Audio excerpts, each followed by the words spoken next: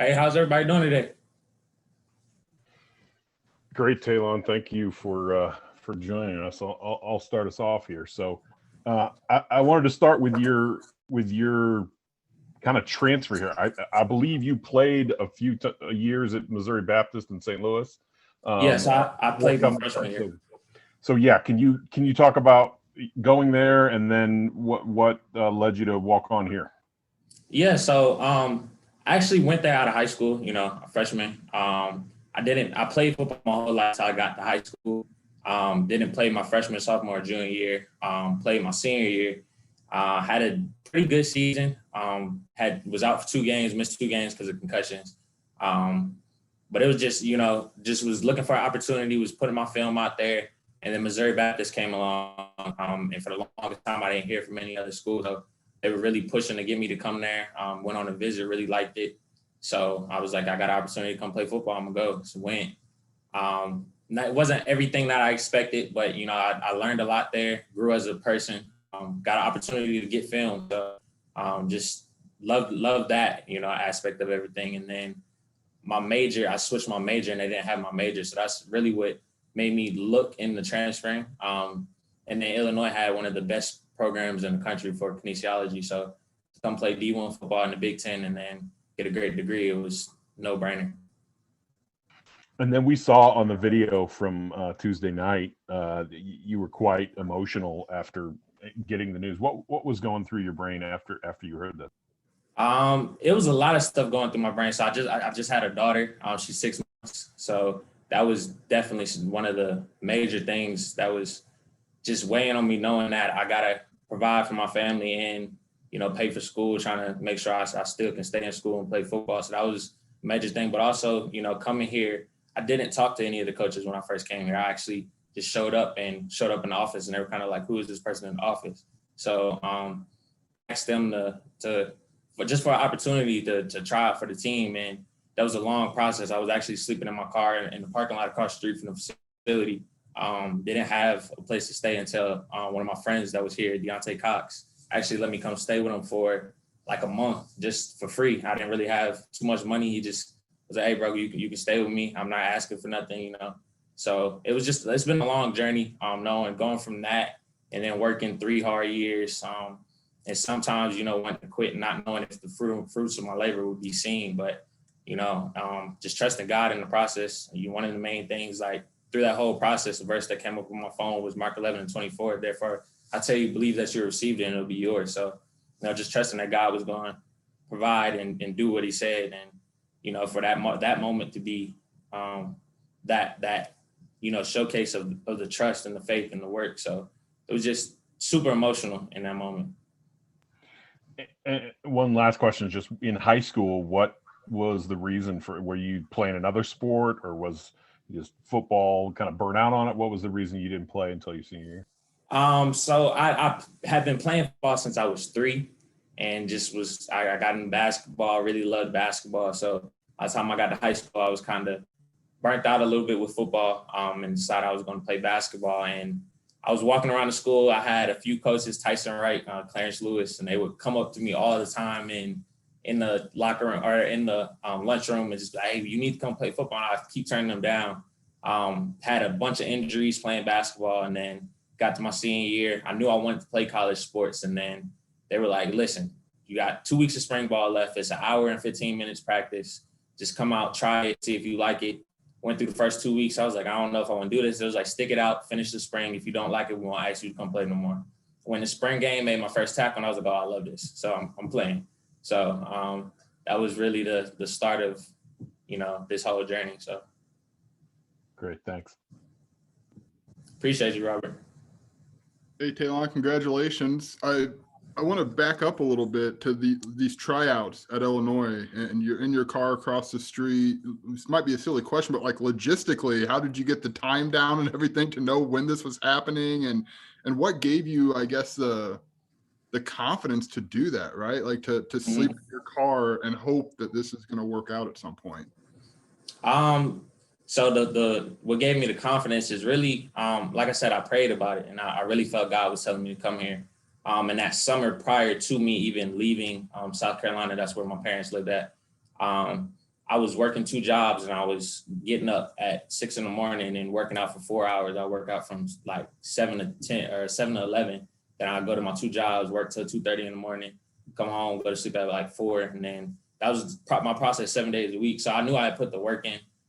So coming here, I had 0 doubts that I would make the team. It was just getting in front of the coaches to get an opportunity. So I actually asked them, I was like, look, I'm not coming up here asking for a scholarship, nothing. I just want an opportunity to try out. And Trey Stallings was the one that really kind of set everything up, talked to me and was like, look, really like your film, come to practice every day. So I did. And at the time, they didn't know everything. They didn't know I was in my car and stuff like that. But when he found that out, he was the one that connected me with one of my previous teammates, Deontay Cox, that I was able to go stay with him.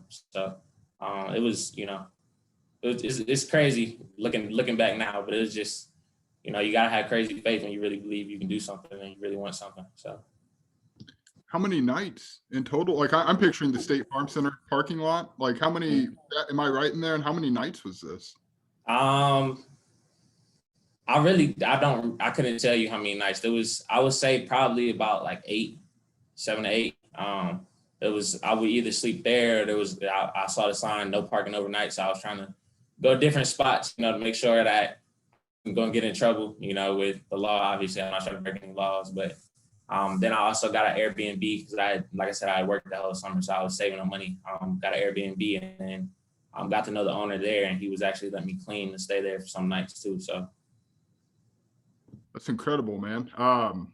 Can you walk me through? So you get home and you have a scholarship and you see your daughter there. Can you walk me through that moment with her and what that was like? So it's actually crazy. I have a lot of tests this week, and so does my girlfriend. So my parents actually were in town this week as well to kind of help out so that we could focus. So I came in and I was kind of like, well, how's meetings? And I was like, oh yeah, they went well. And I was like, I got put on full scholarship. I kind of nonchalant, like, what? And everybody's going crazy, just because they know the process that everything's been. So I was definitely amazing to be able to know like all the sacrifices was worth it, and to know that now I can finish these next 2 years and get a free education. So. Very cool. Congratulations. Appreciate it, Joey. Hey, Tailon, congratulations. And especially so considering the story you just told us, that, like Joey said, that is pretty amazing. But just thinking about the adjustments from, you didn't play all that much football in high school to going to Missouri Baptist, like you said. What were some of the biggest changes? What were some of the biggest things you had to prove both to coaching staff here at Illinois and maybe even to yourself about showing that you could be an FBS Division I Power 5 football player? Honestly, the biggest thing is football IQ, just understanding the game. Because, missing those 3 years of high school, you miss a lot of development in terms of just understanding formation, understanding offenses and defenses and all types of stuff. So coming out like in high school, I just kind of lined up and played, played hard, played fast, and just had fun. And that was kind of when I got to college, I realized, okay, this is different. Everybody's an athlete. You have to understand schemes, not just be an athlete, So I think that for me, that was the biggest thing, just building on my football IQ and getting a better understanding of the game. So I think that was the biggest thing for me. I mean, I think when you come and try out for this team, I mean, I know you came here for education first and foremost. So I guess ultimately being on the team was maybe kind of an end goal, but I mean, does getting the scholarship make it feel like just kind of a mission accomplished moment also, or is that something you were even really considering at any point? Oh, no, that was definitely something I was considering. So it's really, I had a checklist of goals. There was actually 3 things I prayed for before I came, and it was because my situation when I applied to school, I actually wasn't even supposed to get into school. So prayed, I was like, God, if you can get me into school, get me on the team and then earn a scholarship. So 2 happened within the first couple months of me being here. And then, just worked hard for the 3rd, just keeping that faith, like I said, and, working for it. So that 3rd one came and I'm super ecstatic about it, but I got a lot more goals now that I'm trying to knock out. It's not just stopping and be satisfied here. So. You said initially you couldn't get into the kinesiology program. How did that end up working out for you? So I got in. I actually just got my degree in December 2020. So that was awesome too, to be able to graduate 3.5 years. So it worked out great. Now I'm about to try to pursue my master's in finance, especially because it's going to be paid for. So, that's definitely a plus too. Thanks, Tailon. No problem. Thank you, Colin. Hi, Tailon. Congratulations on, I guess, graduating and getting put on scholarship. That's awesome. I kind of wanted to go back to something. You said you have a 6-month-old daughter. How much does getting a scholarship just help out that situation with raising a daughter who's not even a year old yet? It helps out a lot. And just, I don't have that stress of wondering how I'm gonna pay for school, and that's something that was really weighing on me heavy, and just being a parent, especially with the child that young, you don't want to be stressed out all the time, because your child can feel that. So I was always trying to keep positive energy around her. So that definitely helps on stress levels, just easing my mind on that. So now I can really focus on school and football, because I was also working too. So now I can really just focus on school and football. So, and then being a dad too, obviously my favorite part of that, all three of those things. And then a quick one, where were you working at? I did deliveries on like Instacart, Uber Eats, DoorDash, just really anything I could do to make some money on the side. Because, being here a lot of the time, it's hard to actually solidify a job where I can go in with it and, not have flexible hours. So. And then I wanted to follow up, I guess, perspective wise, now that you've achieved these goals that you had on this checklist, did you ever think back to and have a hero or a player or someone in your life that you kind of looked up to? Not like maybe a Michael or some a blindside story, but was there someone like that for you that you kind of used as inspiration to reach these goals? Kind of to a degree. My mindset was more so I've seen a lot of other people, do the thing that I'm trying to do. And I felt like, why not me? I feel like if I really put my mind to it and I want to work for it, I could achieve it. So that was more what drove me is understanding that it's not impossible. Even if it's 1 in a million, it's still 1% chance I could do it. So why not shoot for it? Thank you. Congratulations on everything, man. Thank you, Alec. Hey, Taylor, what's your daughter's name? Kyrie. Can you spell that for me, just so I have it right? Yeah, Kairi. Awesome, man. So here you are, you're a delivery driver, you're a football player, you're a dad, you're a student, all of these things. Have you had a moment to step back and be like, whoa, this is where I'm at. This is, I'm put on scholarship now. I know it just happened on Tuesday, but have you had that moment to yourself or with your family?